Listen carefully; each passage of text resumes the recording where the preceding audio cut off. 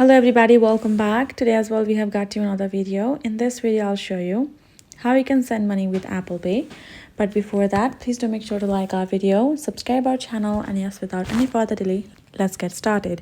So for that, simply go ahead, open up your settings. From here, scroll down and simply go ahead, tap on this option of wallet and then tap on this option of add card.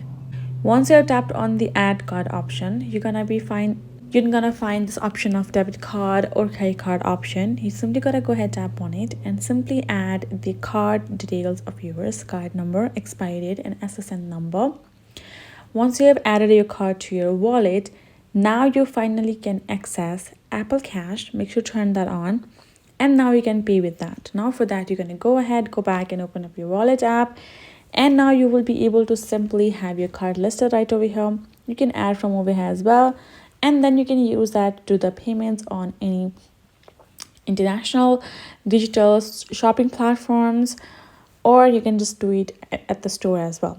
And if you want to add more, again, you're going to go back to your settings and you're going to add card and choose debit or credit card again. Add in the card number, expiry SSN number, confirm it, and there you go.